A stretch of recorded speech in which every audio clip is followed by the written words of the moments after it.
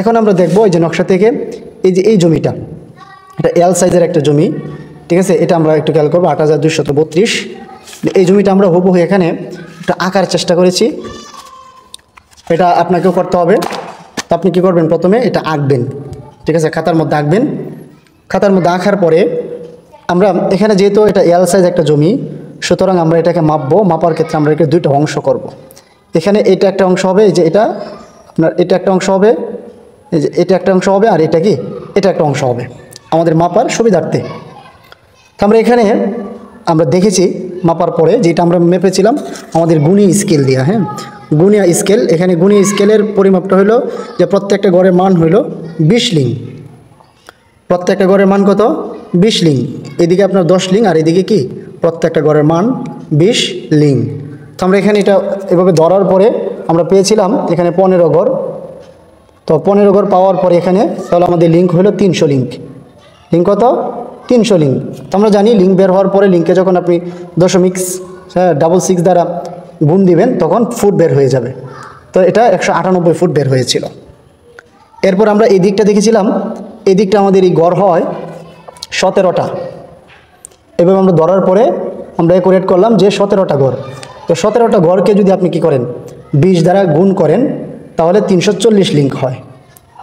340 link. তো 340 লিঙ্ককে যখন আমরা 0.66 দ্বারা গুণ করব তো 224.4 এটা হয়। এখন আমাদের এই দিকটা হলো 198 ফুট, আর এই দিকটা হলো 224.4 ফুট। আর এই দিকটাও এটার সাথে মিল ছিল, এই দিকটাও মিল ছিল, এই দিকটাও 300 ফুট। তাহলে এই দিকটা যেহেতু বের হয়ে গেল, আর এটাও যেহেতু 340 ফুট, সুতরাং এটাও এই দিক দিয়ে বের হয়ে গেল। তাহলে আমরা তো অলরেডি দুইটা পেয়ে গেলাম। অলরেডি দুইটা পাওয়ার পরে আমাদের এখন কাজ, এই অংশটা আমরা কাজ করব যে দৈর্ঘ্য গুণ প্রস্থ 224.4 এবং 198 গুণফল যেটা হবে এটাকে ভাগ করতে হবে। তো এটা হয় গুণফল। এটাকে যখন আমরা কি করব, এটা দ্বারা ভাগ করব শতাংশে নেওয়ার জন্য। তো আমরা দেখলাম যে 101.81 জায়গা হয়। 101.81 জায়গা এই অংশটাতে আমরা পাই। এখন আমাদের এই অংশটা কিন্তু রয়েছে। তো এই অংশটা আমরা মাপার পরে দেখলাম যে এই দিকটাতে আপনার একটু বেশি হয় লিঙ্ক, 7 গড়ের মতো হয়। আবার এই দিকে আপনার 7 গড় থেকে একটু কম হয়। এরপরে আমরা যেটা করলাম যে এখানে আমরা দুইটাকে গড় করার পরে আমরা দুইটা দিক পেলাম 147 লিঙ্ক। তো 147 লিঙ্ককে আপনি যখন কি করবেন 0.66 মাধ্যমে গুণ করবেন, আমরা এখানে 97 ফুট পেয়েছিলাম। 97 ফুট। এরপরে এই দিকটা আছে আর ওই দিকটা আছে। তো এই দিকটা সবটা আমরা মাপার পরে পেয়েছিলাম 18 গড়। এটা আপনার সবটাকে মাপার পরে আমরা পেয়েছিলাম টোটালি 18 গড়। 18 গড়কে যদি আপনি 20 দ্বারা গুণ দেন তাহলে হবে 360 লিঙ্ক। তো 360 লিঙ্ককে আমরা কী করলাম 0.66 মাধ্যমে গুণ করার পরে গুণ যখন করলাম তখন আমরা পেয়েছিলাম এখানে 237.7 ইঞ্চি।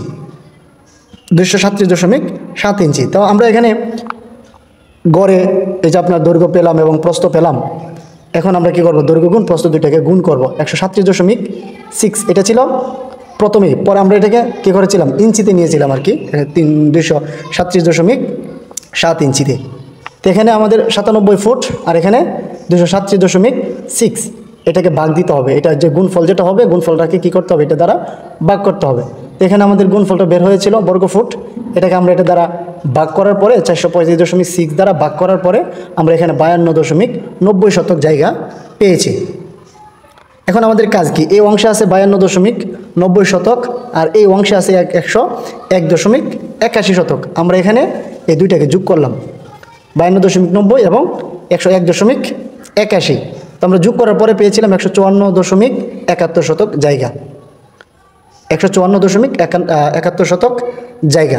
এটা হলো মোট জমি। তাহলে আশা করি আপনারা এই যে একটু আঁকা বাঁকা জমি এটাও আপনারা মাপতে পেরেছেন।